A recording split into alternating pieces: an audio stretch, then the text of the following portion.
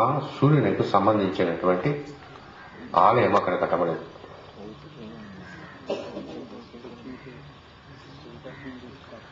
ఈ ఆలయం నందు ఆయనతో పాటు వచ్చినటువంటి 64 మంది సిద్ధులు కలిసి ఒక ప్రత్యేక కార్యక్రమాన్ని రూపొందించుకొని అప్పటి జియోగ్రాఫికల్ సైజ్ వేరే రకముగా ఉన్నది. తర్వాత చెప్పుకుందాం వాటిని. ఇప్పుడు ఉండే భూమి ఉండేటటువంటి జియోగ్రాఫికల్ సైజ్ ఉండే అప్పుడు ఉండే కాంటినెంట్స్ కానీ భూమి కానీ నీరు కానీ వేరే రకముగా ఉండేది.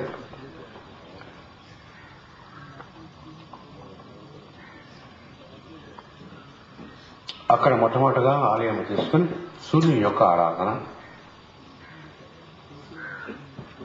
మనం ఎవడైతే గరుత్మంతుడు అని చెప్పుకుంటూ ఉంటాము కథలయందు, ఆ గరుత్మంతుని యొక్క ఆరాధన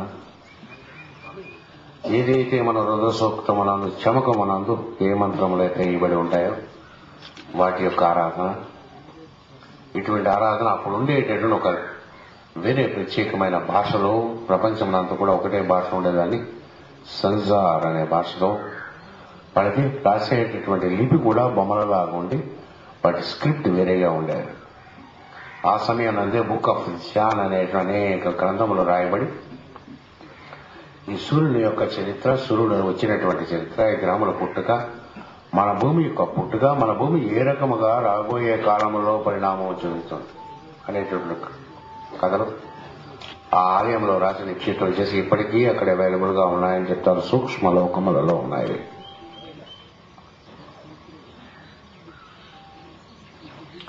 ఈ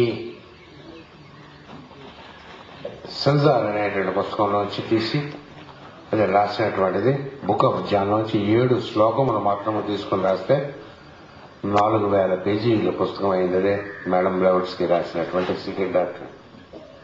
ఇంకెన్ని ఉంటాయో విషయంలో చూసుకున్నారు. 7 శ్లోకాలకే అంత ఎక్స్ప్లెనేషన్ ఇవ్వాల్సి వచ్చింది ఆవిడ.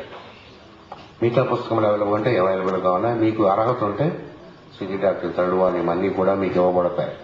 ఆ అర్హత సంపాదించుకోవడానికి ఏం చేయాలనేది 3 రోజుల ప్రయత్నం మనం చేద్దాం. భౌతిక లోకంలో మీ ఇమోషనల్ పీరియడ్ లో కన్ఫ్యూజ్ చేసుకోకుండా మిమ్మల్ని ఈ ఆలయం నిర్మాణం అయిన తర్వాత భౌతిక లోకంలోనికి భూమి వచ్చినప్పుడు ఈ మొత్తం అంతా కూడా గోబీ డెజర్ట్ దగ్గరికి శంబలము కలాపము అనేటటువంటి 2 ప్రాంతములు, వీటినంతా కూడా అంటారు శ్వేత ద్వీపం అనే పేరుతో పిలుస్తారు. మన పురాణంలో షిఫ్ట్ చేయబడింది. ఇప్పటికీ అక్కడ ఆలయం ఉన్నది. దానికి యొక్క రెమినెంట్సే మాయా అనేటటువంటి సివిలైజేషన్ గా అక్కడి నుంచి పుట్టుకొచ్చింది. అక్కడి నుంచి ఈ మాయా సివిలైజేషన్ ఏం చేశారు, ఈ టెంపుల్ ఏం చేశారు అనేటువంటిది ఇంకా అప్పటికి ఈ లోకంలో ఇప్పుడు ఉండే వాళ్ళకి స్కిల్ రహస్యం. మాస్టర్స్ వాళ్ళని సేపరచడం ఏం జరుగుతున్నారో తెలుసు.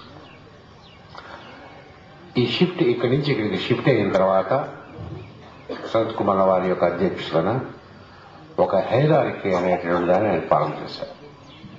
ఈ భూమి యందు ఉండేటటువంటి మానవులందరూ కూడా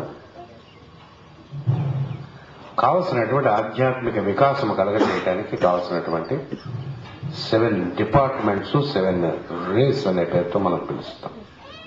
తయారు చేసి వాటికి సంబంధించినటువంటి వాళ్ళకి 7 శిష్యులుగా ఈ పరమ గురువులకి 49 మందితో ఒక యోగం రచించారు. ఇక్కడ ఈ భూమి ఎందుకు పుట్టినటువంటి వారు కొందరు అర్హత సంపాదించి వారి యొక్క అర్హత మెల్లమెల్లగా పెరుగుతున్నటువంటి కొలది ఈ పై శుక్రుడి నుంచి వచ్చినటువంటి వారు ఒకరు వారి లోకములకు రిటర్న్ అయిపోయారు.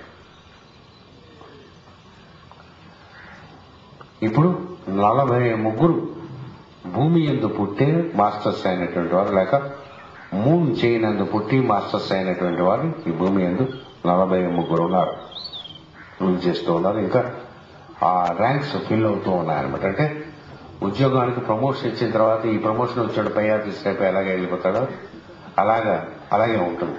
As above so below. ఈ 7 అడగట్టి గురించి కొద్దిగా నేను ఇవాళ పరిచయం చేస్తాను. రేపు విపులంగా మనం చెప్పుకున్నాం. ప్రస్తుతం ఈ హైరార్కీని మన భూమికి పరిచయం చేసినటువంటిది మేడం బ్లౌడ్స్కి, తర్వాత ఎల్స్బేరీ.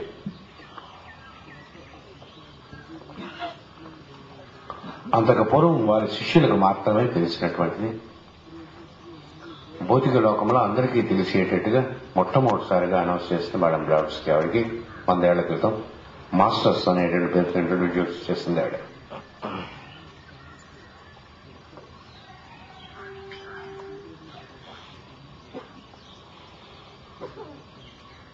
పరిణామమునకు సంబంధించి మరొకసారి మనం చెప్పుకుంటే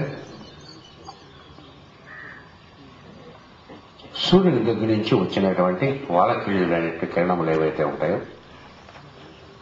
ఆత్మస్వరూపమై భూమి యందు మొట్టమొదటిగా మినరల్గా ఉంటాయి.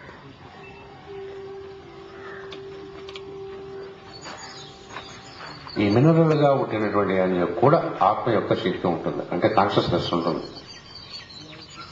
చాలా మంది నాన్ లివింగ్ అంటారు. నాన్ లివింగ్ ఏమి ఉండదు, అసలు సృష్టి ఎందుకు నాన్ లివింగ్ అనేటటువంటి ఇది ఉండదు, అంతా లివింగే. పంచదార తీయగానే ఎందుకు ఉంటుంది, ఉప్పుగానే ఎందుకు ఉంటుందంటే ఉప్పులో ఆ కాన్షియస్నెస్ ఉంటుంది, పంచదారలో ఆ కాన్షియస్నెస్ ఉంటుంది. అలాగే మినరల్స్ భూమి మీద పుట్టినటువంటి వాటికి ప్రత్యేకమైనటువంటి గుణములు ఉంటాయి. వీటి గుణము దాని మీద ఉంటుంది, అదే దాని యొక్క ఇంటెలిజెన్స్, దాని యొక్క ప్రజ్ఞ, దాని యొక్క కాన్షియస్నెస్. ఈ ఖనిజములన్నీ కూడా 7 రకములైనటువంటి ఖనిజములుగా విభక్తి చేస్తుంది. అందరికీ కెమిస్ట్రీ చదివిన వాళ్ళు ఎవరైనా ఉంటే పీరియాడిక్ టేబుల్ అనేటువంటి ఉంటుంది, 7గా డివైడ్ ఉంటుంది. మొత్తం ఉండే ఖనిజములన్నీ కూడా 7గా విభజింపబడ్డాయి. ఎందుచేత అని అంటే మన సూర్యునికి గురువులైనటువంటి వారు సప్తర్షి మండలం ఉండేటువంటి 7 సూర్యుడు. మనం ఎలాగైతే మన గురువుల దగ్గర ఇన్స్ట్రక్షన్స్ రోజు తీసుకుని నేర్చుకుంటూ ఉంటాం, ప్రతిరోజు మన సూర్యుడు ఈ 7 పరమ గురువుల దగ్గర అయినటువంటి సూర్యుని కంట బాగా అడ్వాన్స్ అయిన వాళ్ళు రోజు లెసన్స్ తీసుకుంటాడు. ఆయన ఆ తీసుకున్నటువంటి లెసన్స్ తన ప్లానెట్స్ మీదకి పంపిస్తాడు. ఆ ప్లానెట్స్ లో ఉండే మనం ప్రిపేర్ అయి ఉంటే నేర్చుకుంటాం. అంటే ఇటువంటి ఆశయం గురు పూజలు ఏందో ఎప్పుడైనా కలవగలిగి ఒక 3 గంటలు ఇక్కడ పడుకోవటం, ఇక్కడే పడుకుని ఇక్కడే స్నానం చేసి వెళ్ళటం అనేటటువంటి వాడికి ఉండేటటువంటి గతి బయట హోటల్లోనూ ఎక్కడో దిగి వచ్చి ఇక్కడ సరదాగా ప్రేయర్కి క్లాసు లేని వాడికి చాలా తేడా ఉంటుంది. సాధన యొక్క విశేషం అది. ఇక్కడ పెద్ద కంఫర్టబుల్ గా ఉంటుంది, చల్లగా ఉండదు అనేటటువంటిది ఏదైతే ఉంటుందంటే the one who don't want to take discipline వాళ్ళు వచ్చే జన్మకి వెయిట్ చేయాలి. సమస్తము తన బట్టలు అన్నీ తెచ్చుకుని ఇక్కడే గురువుతో పాటు ఉండిపోదాం అనేటటువంటిది. గురువు అంటే ఎంఆర్ఎల్ రావు కాదు సార్, గురువు అంటే ఈకే గారు, సివి గారు ఇక్కడ ఉంటారు, ఆయన దత్తాత్రేయుడు. ఈ discipline, the one who wants to take discipline is called disciple by himself. గురువు డిసిప్లిన్ అవ్వడప్పుడు కూడా ఎప్పుడు ఏ రోజు కూడా గురువు డిసిప్లిన్ అవ్వడం జాగ్రత్తగా గుర్తుపెట్టుకోండి. శిష్యుడు అంటే ఎవరు?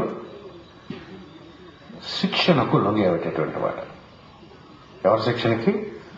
తనంతట తను శిక్షణ తీసుకోవడానికి అర్హత కలిగినటువంటి వాడు. శిష్యుడు శిక్షణలో పడ్డానికి గురువుకి 7 దోలాలి, 3 పనులు ఉంటాయి. ఇప్పుడు ప్రతివాడిని శిక్షణ పడేది అన్నాడు. ఇక్కడ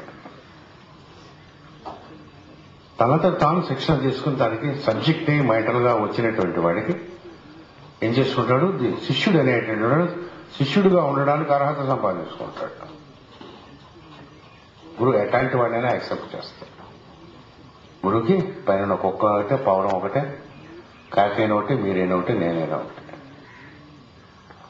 మనం ఎంత శిక్షణ తీసుకోవడానికి ప్రిపేర్ అయి ఉంటాం, మెంటల్ గా లొంగడానికి ప్రయత్నం చేస్తాం, అవతల వాళ్ళ మీద అడ్వాంటేజ్ తీసుకోకుండా ఉండడానికి మనం ఎంత ప్రయత్నం చేస్తాం, ఇతర వాడికి సహాయం చేయడానికి ఎంత ప్రయత్నం చేస్తాం, ఇక్కడ అదే డిసిప్లిన్. వచ్చిన ప్రతివాడు హోస్ట్ తప్ప గెస్ట్ అవుట్ ఉండదు. మగ పిల్లవాడు ఆడపిల్లవాడు అలాగ ఉండదు.